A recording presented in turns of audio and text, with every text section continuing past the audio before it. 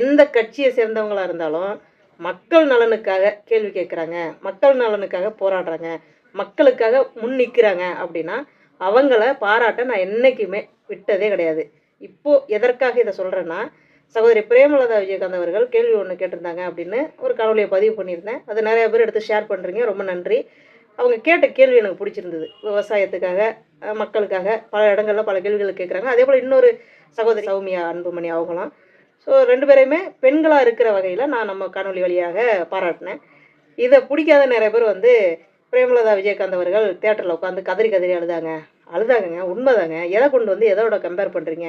அவங்களுடைய கணவர் பல ஆண்டுகள் ஒன்றா இருந்தாங்க. இவங்களும் அவரும் எவ்வளவு அந்யோன்யமாக இருந்தாங்க அப்படின்றது அவங்களுக்கு தான் தெரியும். அந்த சகோதரி தியேட்டரில் உட்காந்து கதறி கதறி அழுத டைமிங்கில் அவர் உயிரோட இருந்தாரா?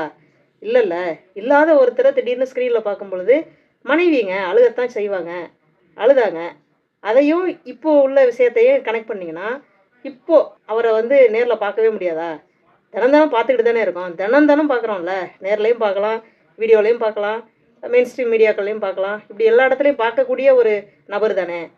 அப்போது 2யும் கம்பேர் பண்ணுறீங்கன்னா எந்த மனநிலைமையில் நீங்கள் கம்பேர் பண்ணுறீங்கன்னு தெரியல. இன்னொரு விஷயம் என்னென்னா, சகோதரி பிரேமலதா விஜயகாந்த் அவர்கள் அழுத டைமிங்கில் மக்களால் தேர்ந்தெடுக்கப்பட்ட ஒரு பிரதிநிதியாக போய் உட்காந்து அழுதாங்களா?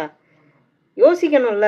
யோசிக்காமல் ஒருத்தர் காணொலி போட்டுட்டாங்க அப்படின்றதுனால அவங்கள்ட்ட போய் கேள்வி கேட்குறது அப்படிங்கிறது எந்த விதத்தில் நியாயம்னு தெரியல. நம்ம சேனலில் நீங்கள் யார் நல்லது செஞ்சுருக்காங்க அப்படின்னாலும் நீங்கள் கமெண்டில் போடுங்க. 4 பேர் பார்த்து தெரிஞ்சுக்கிட்டு இந்த நல்லதெல்லாம் நடந்துக்கிட்டு இருக்கு அப்படின்னு. அதே நேரத்தில் எனக்கு கூட அனுப்பி வைங்க. நான் பேசுகிறதுக்கு என்றைக்குமே ரெடியாக தானே இருக்கேன். ஏன்னா நான் ஒரு பொதுப்படையான ஆள். எனக்கு என் சமுதாய மக்கள் நல்லா இருக்கணும். என்னை சுற்றி உள்ள அத்தனை கெட்ட விஷயங்களும் நீங்கணும். அவ்வளோதான்.